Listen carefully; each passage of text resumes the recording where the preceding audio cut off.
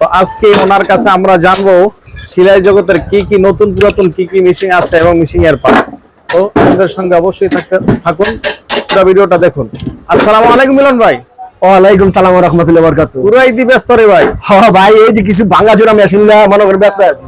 তাই নাকি? হ্যাঁ ভাই, আচ্ছা, চালে আমি থাকি আর কি, তালে এই ব্যস্ত আছি। তো দর্শকরা তো আপনার কাছ থেকে কিছু নতুন পুরাতন মেশিন সম্পর্কে আইডিয়া নিতে চায় এবং কি কি সেকেন্ড হ্যান্ড মেশিন আছে দর্শকদের উদ্দেশ্যে আপনি দেখাইতেন।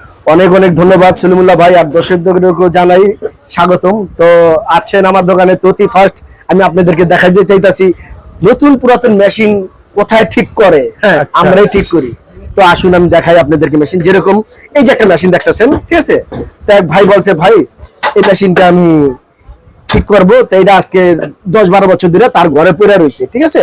তাই নাকি? জি, পড়ে রয়েছে। তো এখন বলো ভাই এটার কালার কুলার কইরা আমার সুন্দর করে সাজায় দিয়েন, এটা আপনি আমার কমপ্লিট করে দেন। তো আমি বললাম কেমন কালার চান? তো বললো আপনি নতুন নতুন করে দিবেন।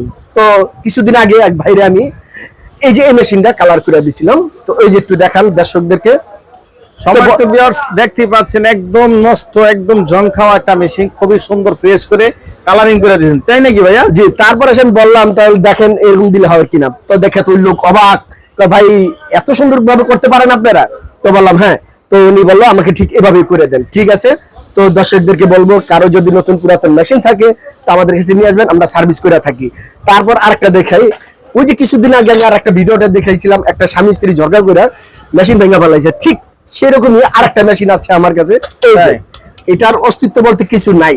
তো এখন উনি বলছে ভাই আমার তো নিচের ডা গুড়া গুড়া হয়ে গেছে, এখন শুধু এটা আছে, এটাতে কি করা যাবে? তাই আমি বললাম আপা টেনশন করার কোনো চিন্তা নাই, কারণ এই যে মেশিন নিয়েছেন এই তলাটা আমি একটা সেটিং কইরা তারপর আপনার মেশিন আমি সেই